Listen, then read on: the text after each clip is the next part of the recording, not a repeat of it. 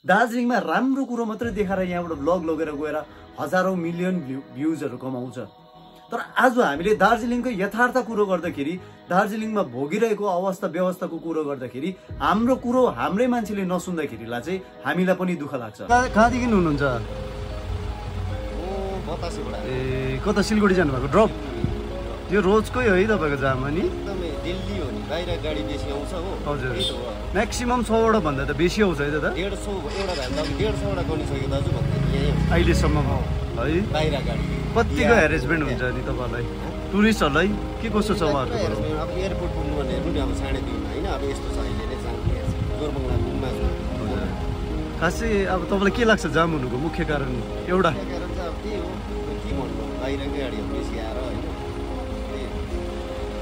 हुन्छ thank you. आज कुनै कामको कुरो नगरौँ, आज जामकै कुरो गरौँ। सिलगढी जाउँ घामको डर, दार्जिलिङ आउँ जामको डर। हाम्रो अवस्था यस्तै छ। अनि हजुरहरू माझमा आज जामकै कुराकानी लिएर आएको छु।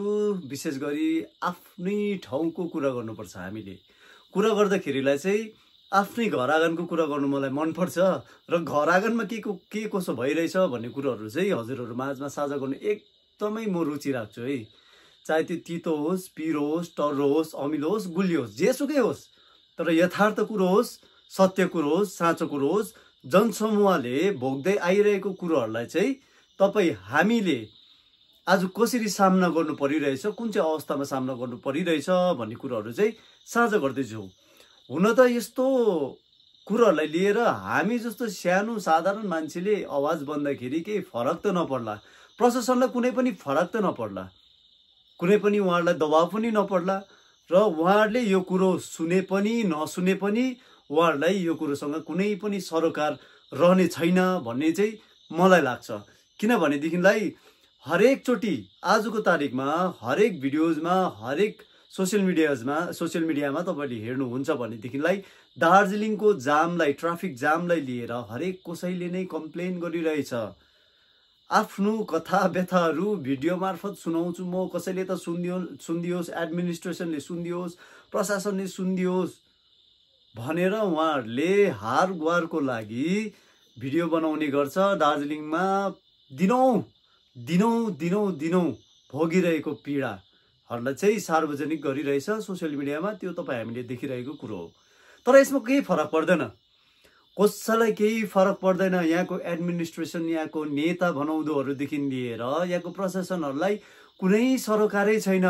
जनता मरोस् कि, जनता समस्यामा परोस् कि, जनता कराओस् कि, जनता चिच्चाओस् कि, जेसुकै होस्, कसैलाई केही नै मतलब छैन। आजको तारिकमा हेरौँ भनेदेखि जोरबङ्गलोदेखि दार्जिलिङ पुग्नु हामीलाई 2 देखि 2.5 घन्टासम्म लागिरहेछ। 2.5 घन्टा 3 घन्टा त लागि नै रहेछ। यो तपाईँहरूले पनि भोगिरहेको अवस्थाबारे तपाईँहरूलाई पनि कुनै जानकारी छ या त तपाईँ आफू खुदै यसको पीडित हुनुहुन्छ भनेदेखिलाई चाहिँ प्लिज कमेन्ट गरिदिनुहोस् है।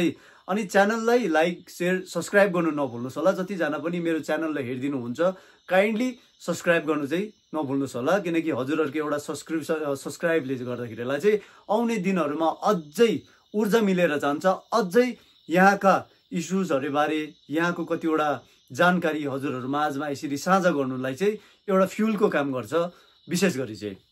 र हेर्नुहोस्, म सर्ट क्लिपहरू चाहिँ यहाँ हजुरहरूलाई राख्दैछु र ड्राइभरसँग जो मैले बात गरेको थिएँ त्यो बात गरेको क्लिप त मैले पहिलाबाटै हजुरहरूलाई राखिदिइसकेको छु।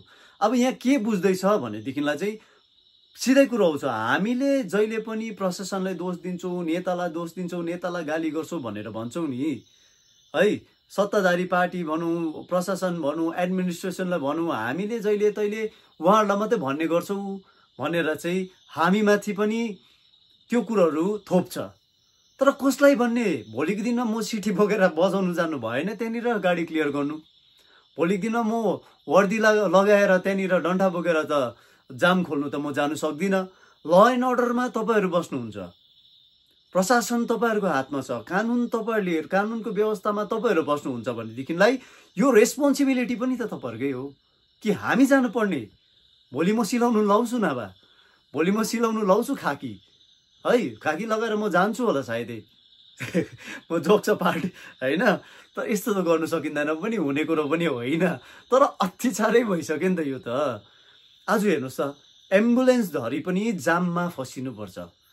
कति त्यो बिरामीले पीडा भोगिरहेको होला, अक्सिजन लगाइरहेको हुन्छ, एम्बुलेन्सभित्र हेर्ने गर्छु। अस्ति एक दुईवटा एम्बुलेन्सलाई मैले गोराबारीमा जति सक्दो हुन्छ गाडी क्लियर गरेर सिलगढीसम्म जानु चाहिँ मैले मेरोबाट जो सक्थेँ मैले त्यति गरिदिएँ। अब यो भनेको एकचोटिको लागि समस्या भइरहेको छैन नि त दार्जिलिङमा।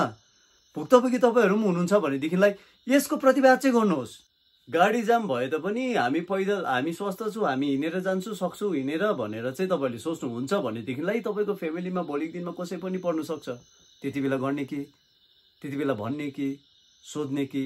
आज भिआइपिजको लागि भिआइपिज आउँदैछ भनेदेखिलाई 3 घन्टा अगाडि सोनादादेखि दार्जिलिङसम्म ट्राफिक क्लियर गरेको हुन्छ। आज कसै भिआइपीले साइरन लगाएर हिँड्यो भनेदेखिलाई जाम होस् कि साम होस् जेसुकै होस् उनीहरूलाई मतलबै छैन, सिधा उहाँहरू बाटो खाली भएकोपट्टि गइहाल्छ, होइन र? तर आम नागरिक, साधारण जनता कुन चाहिँ पीडासँग, कुन चाहिँ समस्यासँग जुझ्नु परिरहेछ भन्ने कुरो पनि त बुझ्नु पर्यो नि त। यो मेरो पोइन्ट अफ भ्यूको कुरो हजुरहरू माझमा राखेको। र यहाँनिर कुरो के भयो भन्दाखेरिलाई, फर्स्ट तपाईँले भिडियो देख्नुभयो होला, फर्स्ट जो ड्राइभर चालक दाजुले चाहिँ यहाँनिर कुरा गर्नुभएको छ नि, फाल्टो गाडी म्याक्सिमम आज म त दार्जिलिङमा छु भन्ने फिल पनि नहुँदो रहेछ। घरिघरि त गाडी यसो हेरौँ, बिहारको गाडी, युपीको गाडी, झारखण्डको गाडी, मुम्बईको गाडी, बेङ्गलोरको गाडी, दिल्लीको गाडी, आसामको गाडी, हरियाणाको गाडी, बाफ्रे।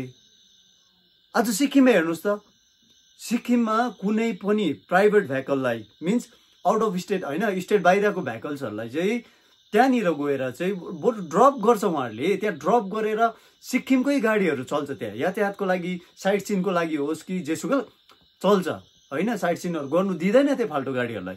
तर दार्जिलिङ यति साह्रो छाडा किन भएको?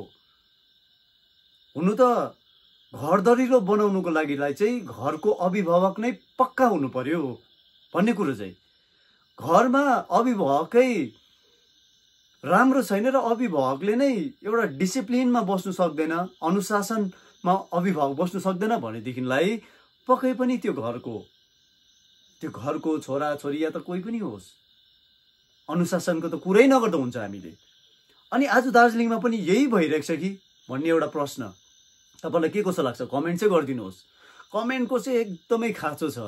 र आजको विशेष मैले यो भिडियो बनाउनुको कारण चाहिँ यही नै हो, किनकि दार्जिलिङको जामको समस्याले गर्दाखेरि साधारण जनताको हालत चाहिँ यति साह्रो खराब भएको छ।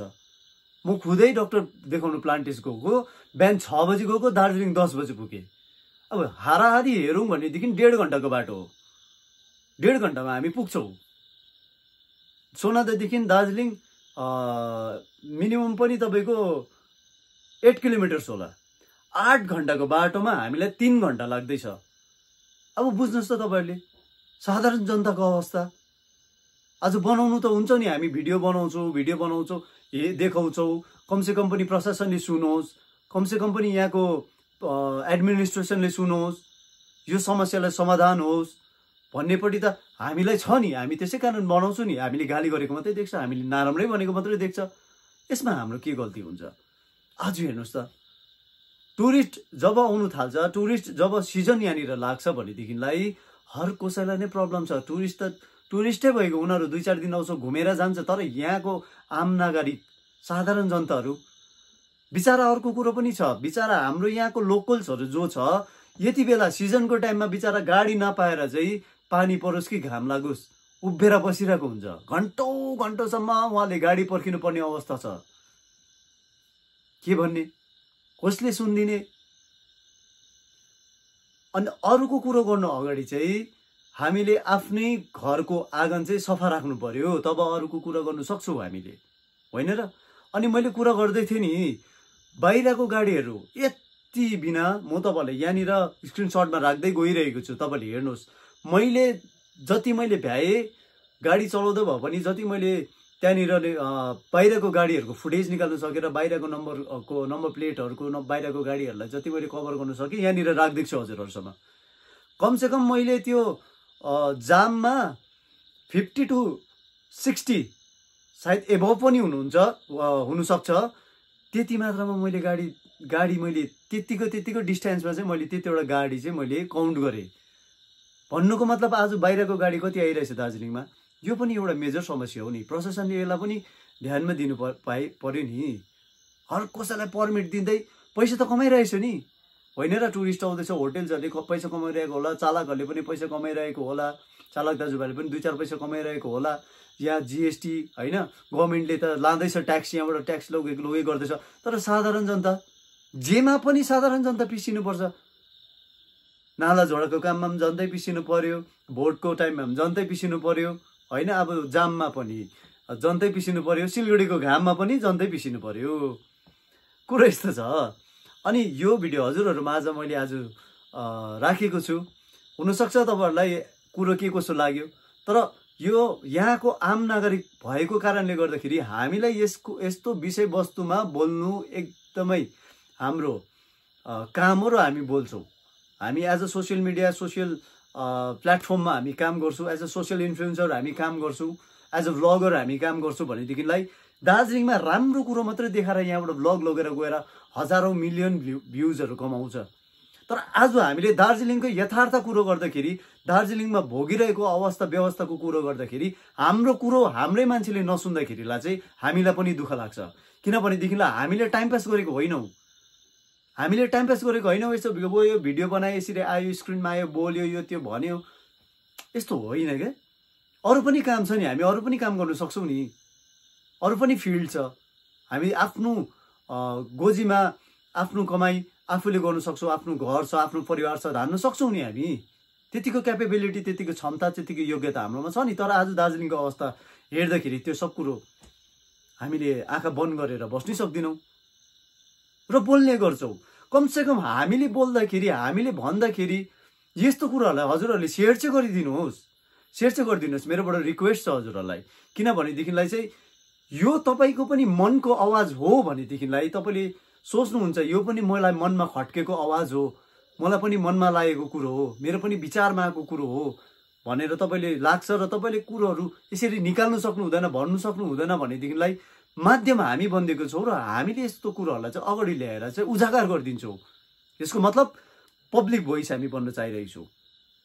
पब्लिक भोइस हौ हामी, बन्न चाहिरहेको छ होइन, पब्लिक भोइस हो। म त सिधै भन्छु है, मलाई नभए त आफ्नो लाइफ छ, आफ्नो पर्सनल लाइफ छ, आफ्नो परिवार छ, आफ्नो तामझाम सबैको छ नि, म पनि गर्नु सकिन्ला नि त। तर होइन त्यसो के, गरिरहेछु त यहाँको पब्लिकको लागि, गरिरहेछु, बोलिरहेछु त यहाँको जनताको लागि, यहाँको समस्या समाधान होस् भन्नेपट्टि।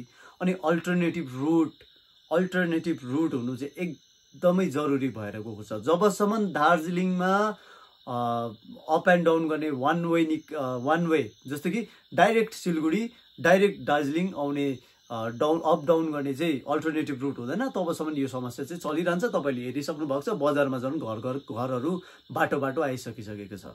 अनि अब त भत्काउनु मिलेन होला। र आजको यो भिडियो हजुरहरू माझमा साझा गरेको छु। के कसो लागेको छ प्रतिक्रिया अवश्य पनि हजुरहरूले दिनुहोस् होला भन्दै फेरि पनि एकचोटि दोहोऱ्याउन चाहे च्यानललाई हेरेर लाइक शेयर सब्सक्राइब चाहिँ गर्नु नभुल्नुहोस्। हजुरहरूकै भाइ हो म दर्शन योन्जन लामा, सबैबाट बिदा। सबैको जय होस्, सबैको मङ्गल होस्।